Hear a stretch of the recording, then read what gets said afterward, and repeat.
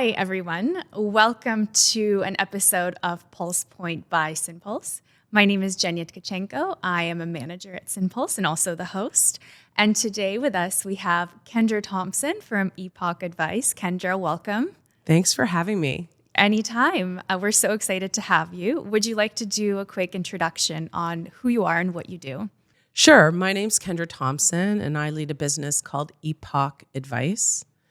Epok is a boutique consulting firm serving the wealth, investment management, and wealth tech industry, focused on the future of advice and investing. That's awesome. And you've been doing a little bit of work with Synpulse recently. So would you like to talk a little bit about what your firm does in general and how it is that we've gotten to work together?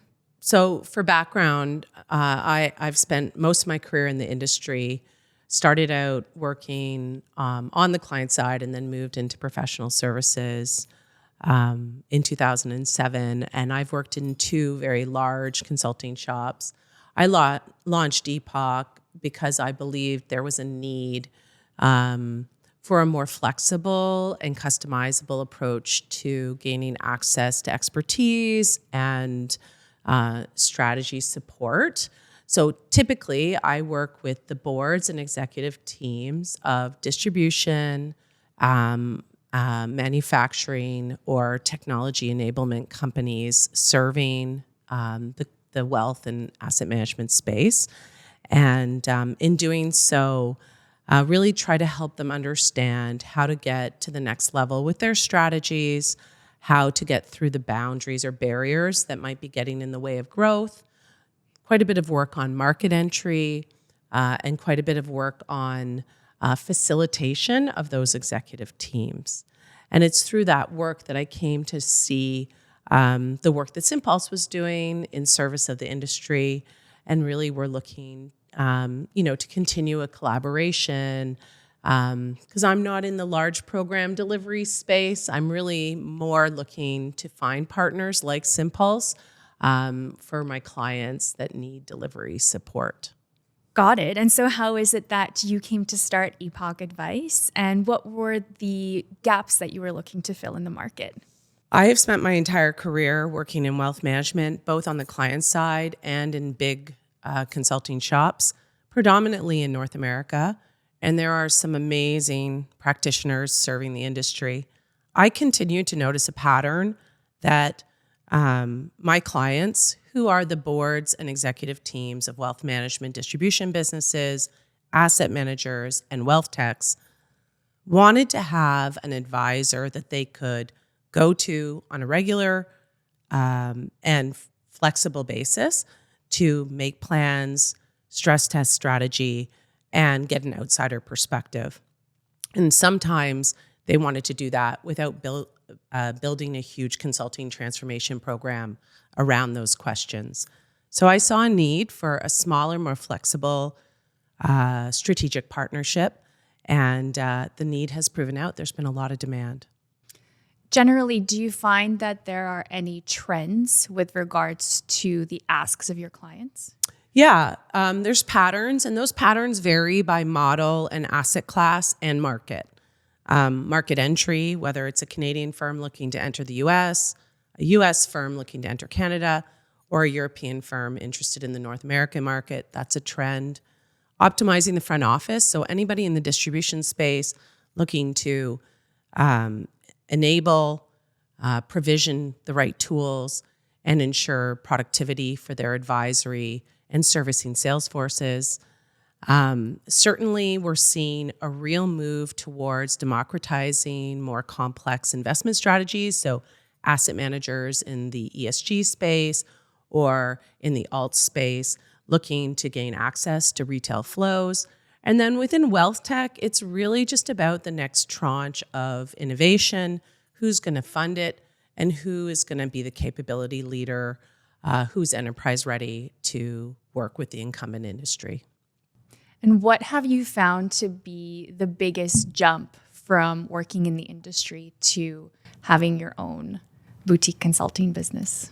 That's a really good question. It's a little lonely at first. I have a very small team supporting me, and they're awesome. But obviously, at both Accenture and Deloitte, I had wonderful teams of people who I really cared about and who I built with. So, for me, a big goal of launching this business is to make it a size where there can be some collaboration and some friendship within work. That's a big jump. Another big jump is really realizing the other side. So when you're in a big consulting machine, you go through normal procurement processes. Oftentimes the project sizes are bigger, and you have a lot more people involved in the decisioning related to projects, both on your side and on the client side. When you're smaller, it often is happening much faster, on the back of conversations, on the back of trusted relationships. And there's way less concerns around things that might be the concern of a larger organization. So for instance, I'm not an audit firm, so I no longer have to worry about audit independence, which is a huge relief. I also don't have the same barriers of working north-south. So different consulting firms have really strict rules around the way they work and the way they collaborate with their international partners. And I no longer have those rules, which is, it's really liberating. It means I can show up for clients the way they want me to. What advice would you give to professionals looking to do something similar to what you have done? I feel like I'm in the advice business, but I'm in a phase of my career where I'm really learning. And I've been talking to as many people as I could. So rather than my own advice, maybe what I'll share is some of the things I've heard from my advisors as I've been building out this business. So much of what I'm experiencing is really relationship karma, years of caring and investing and being on the sidelines, cheering on the industry's biggest decision makers, years of showing up when things were not going great, whether that was in 2008 or during a period of stress within a specific organization, years of helping people when they were looking for work or when they were looking for counsel. What I found is, I did all those things in service of my relationships. And then when I launched this business, I was very much the recipient of that relationship equity. So the first thing I would say is you have the relationships you have because of what you care about and your values, and those relationships will become the foundation of what you build. And in my case, what I'm building with Epok is built on the foundations of years of caring about people in the wealth management and investment management industry. The second piece of advice I would say is that you have to have a point of view. It's hard in some of these big firms to have a point of view. It's often watered down and you have so many voices. But when you're on your own or you're building something small, you really have to know your perspective, how your model works, who you want to work with, and you have to be very crisp about that so that people understand how to engage with you. And I've gotten a lot of coaching and advice on that. And then the last thing is, to be true to your passions. I'm deeply passionate about the future of wealth management and advice. It's all I think about when I think about work, and it really matters to me. I believe that financial services advice is part of wellness and thriving as a human being. And I think modernizing that industry is in the best interest of our country and of the world. And I think having that passion is I think really important. If I was just trying to hawk a specific service or a one-time transaction, I don't think I would have the kind of momentum that I've experienced. Mm-hmm. I love that. So let's talk about your future outlook. What are you most excited for, let's say for the next 5 to 10 years? What technologies that are emerging are you most curious and excited about? At the heart of our industry is a conversation between a person, their family, and someone they trust. And in general, that someone is a licensed financial advisor. And I would start any conversation about the future saying that I really don't see a threat of that conversation going away or being replaced or not being meaningful in the future. So another way to say that is I see a sustainable, differentiated future for really rich advice conversations between an advisor and their clients' families. So all the technology, all the innovation is in service of that conversation. It's about making that conversation appropriate, tailored, informed, smoother on the terms of that client family. It's about equipping the advisors to pull in the right people, to have the right context, to respond in the moment. So I'm seeing tons of investment in the tooling of advisors, the removing of friction of the client experience and the advisor experience, making it easier to have those conversations without paper, without bureaucracy, and without unnecessary interruption. Having those conversations wherever, whenever, and however the client and their family prefers. So that's one area we've been seeing tons on. That's everything from advisor desktop, CRM, the modernization of financial planning, and all of the things that have allowed for mobility. I'm also seeing a huge amount of innovation on what we consider sort of the middle and back of the value chain, removing duplication, paper, errors, improving the cost to serve so that more people can have more conversations in a fee-compressed or fee-pressured environment. That's actually newer. For years, we've talked about taking costs out of the system, but so much of the investment went towards risk, regulatory change, and digitization. Now we're finally seeing real, meaningful investment in the removing of friction, the removing of cost. And that is exciting. It can be uneasy specifically if you're like running a large operations team. It can feel a little bit like cost takeout of old. But actually what I think we're getting is the true potential of digital. And I think we'll see quite a bit of innovation there. And then, of course, I couldn't answer a question like this without talking about AI. I'm in a learning curve on AI. I've been seeing some of the best use cases emerging around the world. And so many of them are untapping potential that, frankly, we wouldn't have even gone looking for. So things that are related to making all the information that sits before a judgment decision, whether that decision is being made by an advisor, someone in compliance, someone in a portfolio management capacity, aggregating the right information, getting ahead of the information curve, ensuring that there is efficiency and tailoring of that information. So really cool use cases that are making it much easier to make the right decision more of the time. We're seeing really interesting service experiences being focused, service avoidance, as well as what we would consider more transactional servicing, so agent-like experiences in AI. And then I think some of the things that are most powerful around AI, where it's going to go next, is really around book management, business management, and the full potential of equipping advisors, equipping field leadership with much deeper insights around what's working and what's happening in the lives of their clients and their clients' families so that they can get ahead of the conversations that are needed.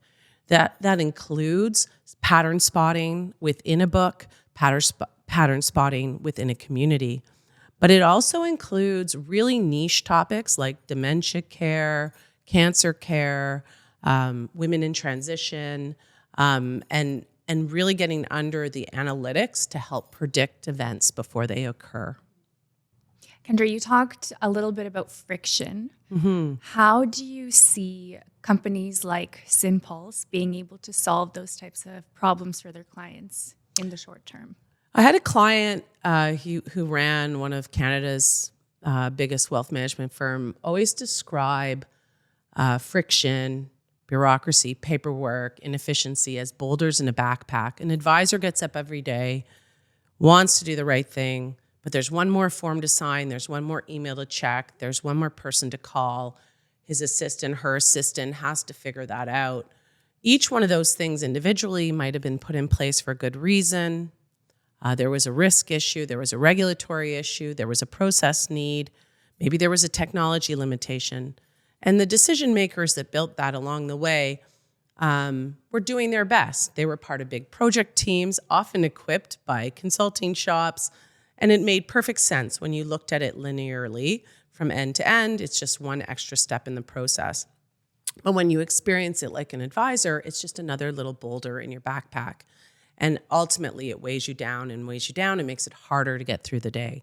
I think the job of a partner is to come in and look at things with outside eyes and to identify ways of avoiding those boulders. Of course, that means standardizing the way work gets done, ensuring that there's consistency from process to process, and that there's an outside challenge that brings together the front office, users, the compliance and risk teams, operations, technology, all at the table together, working in a way that lets them proactively remove work rather than just automate it or make it slightly better. I think the other thing that a partner like Synpulse ought to be thinking about is, what does good look like? I think a lot of the time our clients are so deep in running the businesses that they're running day to day that they think of good often as sort of set of incremental improvements on what they're already doing. I see this a lot of times when we do operating model work as an example. What is the work? How should we do it? That what is the work thing is often assumed as a given or as a standard within an organization. As an outsider, you can come in and say, some of this work ought to not exist. It should go away. So rather than try to talk about how we do the work, let's focus on getting rid of the work. Having that outsider perspective, helping clients navigate that, understanding the competitive context of work is really, I think, one of the things that a partner ought to do. Mm-hmm. I really like that answer, and it sounds straightforward, but why do you feel like a lot of these clients have difficulty seeing beyond the incremental improvements? So I think I'd start by saying that I've learned more from my clients than my clients have learned from me. So in general, they know more than I know or any other consultant knows. And I feel like the reality is that clients are playing with a live, active system. When you're an outsider, you're observing that system. You are using a framework to analyze that system. You're bringing a perspective towards that system. But at the end of the day, you're not operating. And when you're operating, you see how messy and how imperfect things sometimes need to be. And a lot of the time that imperfection doesn't just happen within the process you're working in, it also happens in the way change is unfolding in your organization. So you see what it's like to get a project funded. You see what it's like to get a project through phase 1 and 2. You see how much is going on in your organization. And over time, you modify your ambitions or your strategies as a result of those barriers or those implicit standards.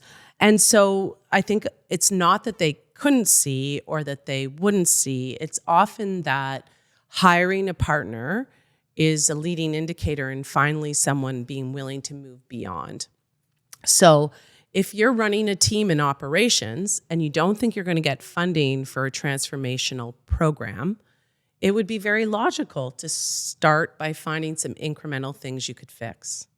And, mostly clients are just trying to do the best for their people and their clients with the funding and the support that they have.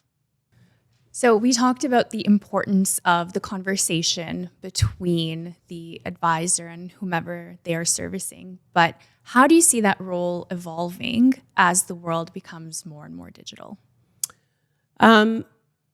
So for years, the anchor of a financial services relationship would have been your mortgage or wherever you had your depository account. And increasingly, primacy in financial services is with advice. So the first thing that I would say is advice is one of the most sustainably differentiable and defensible elements of financial services. And understanding that means that you'll understand that pretty much everyone in financial services is looking to lead with advice and to be prime because of their advice. And the reason that's important is it used to only be asset allocation, investment product selection, things that are truly financial services investment management advice that would feel like advice to the consumer. And now we're finding advice conversations at the front end of almost every relationship. And we're finding a broader group of players that want to lead with advice or to inject advice, whether it's through digital interactions or in person. Why that matters is it means that those people who specialize in advice have to up their game and be much more tuned in to the advice that customers are already getting, whether that is coming from a different institution or a different part of their life. So that constant need to be enriching the conversation, that constant need to be aware of other conversations, and this sense that there are more people interested in having that conversation with your client is something that I know keeps many advisors and front office leaders up at night. The second thing is that customers' expectations are being set beyond the industry. So if you can have a rich retail experience that knows who you are, knows where you live, knows things about you, you would expect the same from your financial services provider who cashes your paycheck and helps you pay all your bills.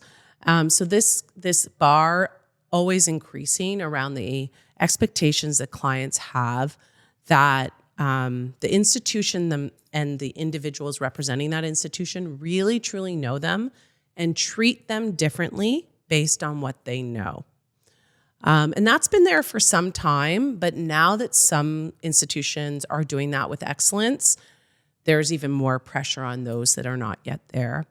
I think ultimately the last thing that's changing is just the degree to which those conversations can be tailored to situations, can be informed in real time by advanced AI, and can be consumable in flexible, on-demand ways, whether that be in-person assisted with tech or virtually assisted by some in-person.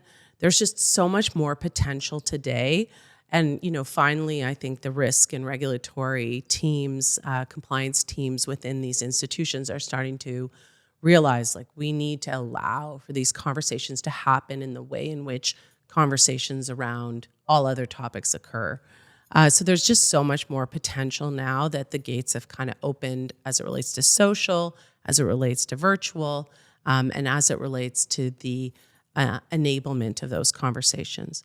The last thing I would say, which has nothing to do with digital, but has to do with the next generation of investors and just general trends we're seeing in investment advice consumption.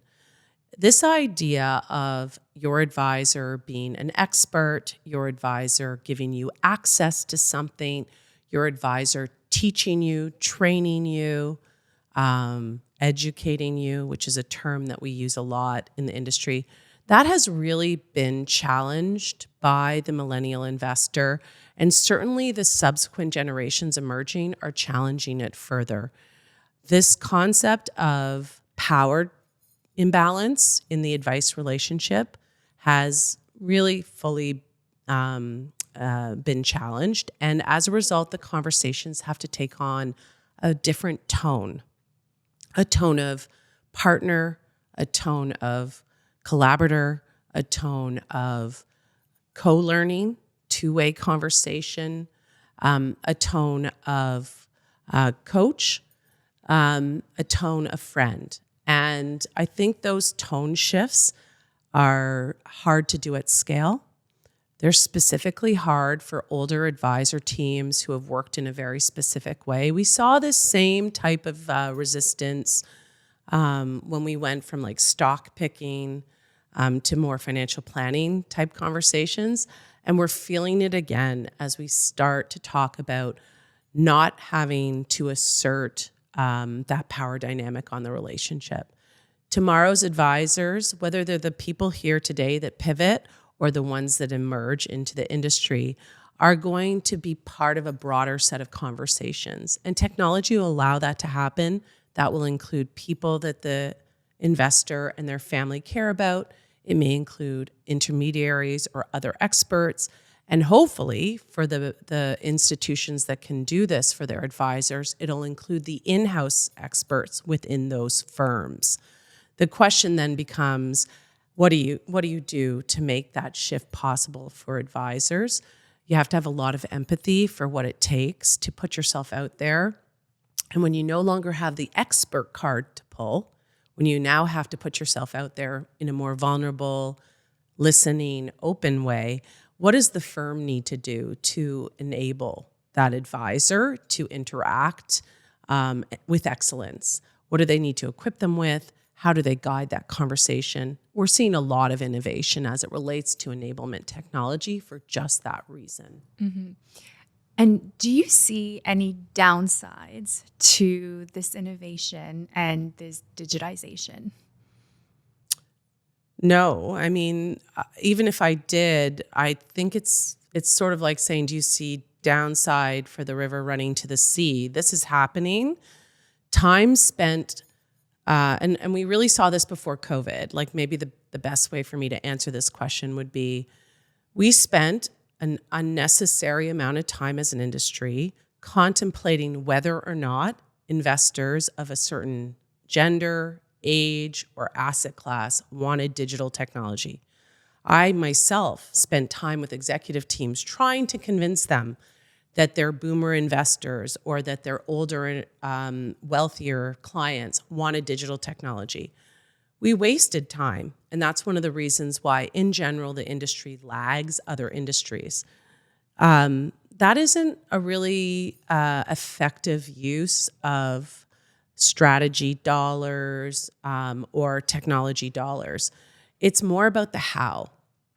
And I think with COVID, when the world, the in-person world was limited, what we saw very quickly is the why, like the whether clients wanted digital, was very quickly erased. People could work virtually, clients were comfortable consuming virtually, everyone wanted access on demand all the time, and the industry had to pivot really quickly to say, oh no, we can't have this constant debate about whether the advisor is being disenfranchised by technology or whether it's a robo versus advisor. We need an ampersand approach. We need to understand the role of the human on the platform. And that human may be a licensed human who is in the sort of financial advisory role. It may be a support human or a product expert human or a leader overseeing humans, but those humans need to be part of a digital strategy together. And frankly, like I think all energy needs to be in service of the how rather than the whether or the why. Drawing on your experience driving significant change in financial services industry and in the spirit of International Women's Day, what advice would you offer organizations looking to create more forward-thinking and inclusive pipelines? Okay, so let's break down your question. So inclusive, I think we all know what that means. Forward-looking, I think we all know what that means. Pipeline, are you talking pipeline of talent or pipeline of business or both? Okay, so I have been a woman in this industry since the year 2000, and I've seen tons of progress. And when I say this industry, I've been a woman in wealth management, financial services. I've also been a woman in consulting, professional services. Despite all sorts of great programs and all sorts of effort, there continues to be a disadvantage or a lack of equality, I guess. Although it does seem to be progressing in the right direction. If I were leading an organization and hoping to improve that equity and tap into the amazing human potential of women, I would do a few things. And some of these may not be the exact things that are sort of the flavor of the month as it relates to International Women's Day. The first thing I would do is try to really understand the caring and household responsibilities of women. I think in general, my experiences in Canada have done a better job of this than my experiences in the US, but really understanding the mental load and the responsibility that a woman like I have in being a mother, running a household, taking care of family. Sometimes it's little things like making sure someone has the right executive assistant and that they have the flexibility of where they work and when they work. Sometimes it's putting services in place to make it easier to have vacations or make family plans around the school calendar. And sometimes it's about just understanding that the amount of things a woman is thinking about almost always includes the caring of a family or caring of multiple generations within a family. So first things first, like some of those things don't become great corporate policy necessarily, but as a boss or as a leader, really having that awareness and understanding. The second thing I would say is allowing for diversity within the women that are leaders. I've found a pattern where many times in my career, there was an expectation that because I was a woman, I would be a certain type of leader. I would be a maternal leader. I would be the fun organizer. I'd be the one that did all of the community or the cultural related activity. And actually, that's not my strength. And I think that there's been points in my career where I have felt, almost like I failed as the woman at the table because I wasn't able to represent that side of womankind. One of the best ways to address that is to have more women at the table and to make sure not to make assumptions around the role that women will play. In general, I'm not great at taking the meeting minutes or organizing the team social. And I'm not always the most maternal in the workplace. And I've often surrounded myself with men and other women that are really good at those things. And making sure that as a corporation, as a leader with a large team, you're really not making assumptions around the role of the woman. This is especially important for younger women who often get typecast into the assistant or helper role. And as a woman leader, one of the things I often do is look for that unconscious bias, making sure that if we're having a team social, that I ask one of the guys on the team to plan it, or making sure that if someone needs to take notes, that it's not defaulting just to the woman. What I would say now, we have technology that can take the notes, so no one should be taking the notes anymore. But these are the types of things that I would consider. What would you recommend to leaders who are looking to create an environment that is more inclusive of women? It's such a great question. I have benefited greatly through my career from having amazing women clients, bosses, teammates, and there's just no doubt that when you have a team that includes women, you have a better team. And I see this all the time in sales. You want to have a mirror to your clients. And in a lot of financial institutions, there's a lot of women at the table, and you want to show up with women yourself. I think if you're trying to build a team that's inclusive to women, you have to be engaging with women at all levels and in all elements of that team.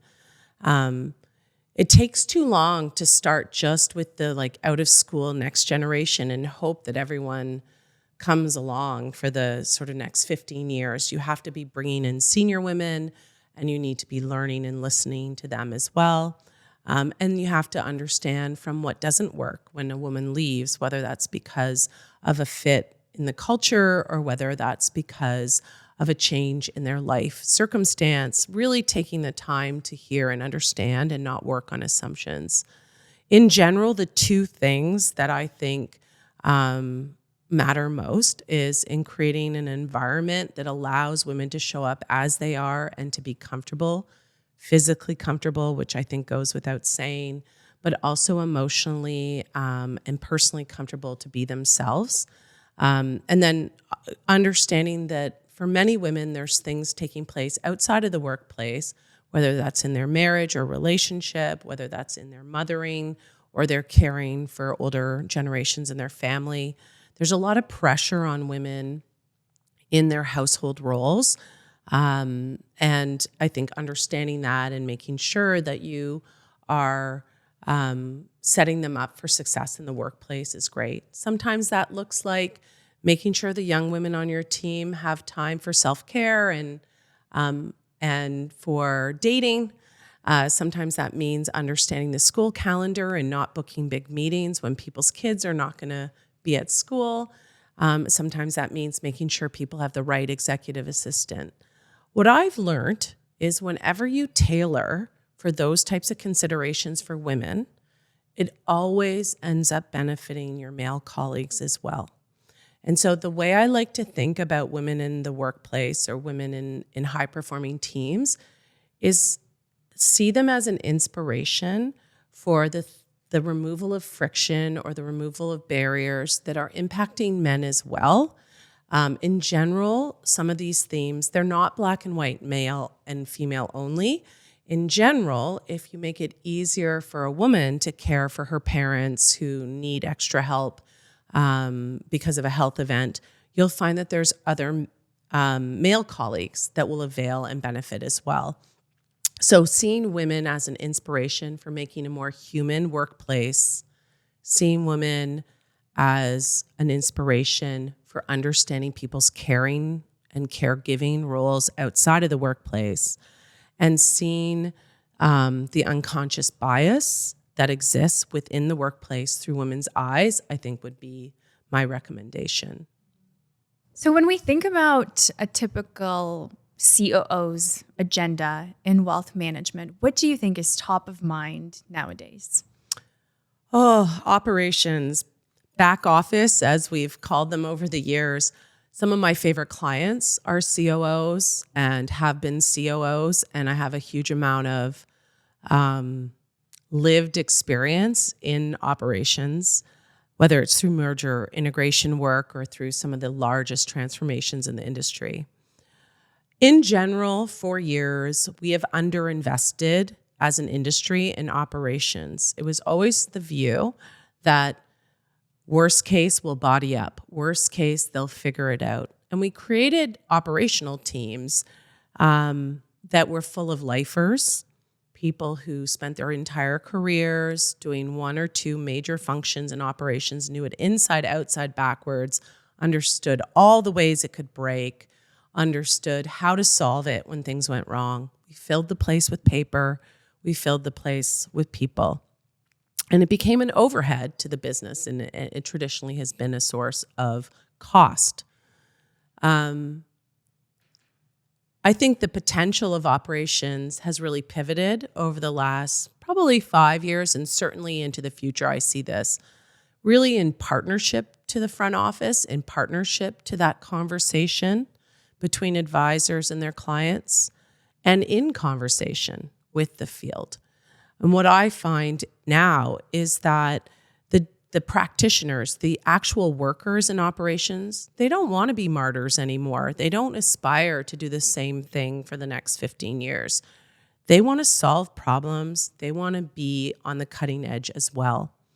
What we're seeing right now in North America is a real set of investments in getting rid of the spaghetti mess that has been the back office technology stack, really improving things like workflow, data, operational analytics, improving the tooling of the operational professional, so the ops desktop, the supervisory desktop, understanding that The real potential as it relates to sustainable profitability is in lowering the cost to serve, which means that it's way more exciting to run an operations team today, and that you're getting people who aspire to be COOs, who are really innovative, who are change agents, and who are hoping to remove work from the system that's non-value and to redeploy the humans, whether those be onshore, offshore, in-house, outsourced, redeploy those humans towards value add work. So I find, most COOs right now are at the table in a much more strategic way, not because they're the largest cost center, but because they're a source of untapped profitability. Interesting. And same question, but for the agenda of a CTO. What is top of mind nowadays? Another really special group of clients for me, the CTO agenda and, the potential of technology and the technology stack of the future for our industry is something that I spend a lot of personal time on. For a very long time, we could imagine what we wanted the technology to look like, but we couldn't see it. It didn't exist, or it wasn't fully realized. So yesterday's CTO was often running their own development shop, trying to figure out how to get towards something. Maybe they were partnering with little fintechs. Maybe they were trying to work with their installed vendors. Oftentimes, it was about net new capability add. It was about the move to digital. It was about little improvements. What we're seeing with Wealth Management 3.0, like this third generation of wealth tech, is that everything is physically possible in a way that, honestly, like the CTO of 5 and 10 years ago would have just been so excited to see. Now the job of the CTO is to declutter the stack, to identify the strategic vendors, and to ensure that those vendors are playing the right role and not complicating the integration, the data, and the deployment of technology across the organization.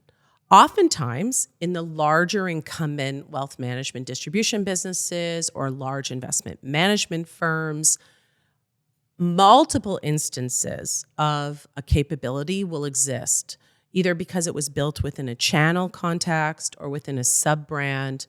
And so the CTO now is trying to figure out, of the vendors I already have on the stack, what should I choose to be my strategic capability owner moving forward? Who do I partner with on building out my data and analytics?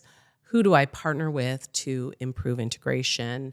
And how do I use fewer strategic vendors in a way that will allow me to get technology out faster? That process is what we call a platform strategy, having a strategy for the full platform and then engaging with innovation at a vendor or within your own in-house development team to ensure that you're maximizing the potential of what you've already got and not adding unnecessary licensing fees, unnecessary integration friction, or unnecessary security risk to the stack. That agenda, that CTO agenda, is so important to the true potential of modernization. It's also a very different job than it used to be. So we are seeing some CTOs struggle with the pivot. It used to be enough to just find the coolest new capability and get it on and up and running fast. Now what they'll find is almost every demo that they sit through, almost every wealth tech that they meet to can promise something really cool that 5 years ago would have been impossible to do. And so now their job is much more about curating that platform strategy. It's about making sure that they've got the right talent so that they're iterating fast enough and that they've got the right adoption within the organization. Let's maybe bring that up a level even more generally. What are the challenges that you're seeing more broadly for wealth leaders? There's a number of challenges. One, the commodification of product selection and asset allocation. We talked a lot about robo for a long time, and it was always robo versus human. But the actual thing that's happened is that it's not good enough to just help someone do an asset allocation and select products. That's become very commodified, which puts increasing pressure on the industry, regardless of model or asset class, regardless of the way in which they provision investment product, to add more value to those interactions. That's really hard in the context of perhaps a universal bank or larger player where you've designed the organization around sub-channels based on the amount of advice you give or based on the number of assets a customer has to invest. So what we're seeing right now is the collapsing of those really rigid service models and channels. And that comes with a lot of work internally to get the best out of the operating model, out of the org structure, and to ensure that the organization is aligned for a more flexible and on-demand advice offering. So certainly if I'm working with executive teams and boards, that's a theme that comes up a lot is, we've built some of these things in a channel, but the channel itself now needs to serve the entire institution. Especially stressful where that channel might include licensed humans. So that's one. Two, like I said earlier, this idea of everyone wants to lead with advice means that we're increasingly seeing excellent advice conversations coming out of insurance, coming out of retail banking, coming out of direct-to-consumer, disruptor brands. That puts pressure on continuing to innovate, continuing to democratize richer and more traditionally high-cost advice conversations, which I think is a great challenge, but can be very hard for leadership teams to get right. Moving away from this concept of referral or graduation within our businesses to understanding how to onboard a client once at the institutional level and then to serve them properly over multiple decades in a way that is appropriate for the best interests of the clients, but also profitable for the organization. Like, this is not an easy task.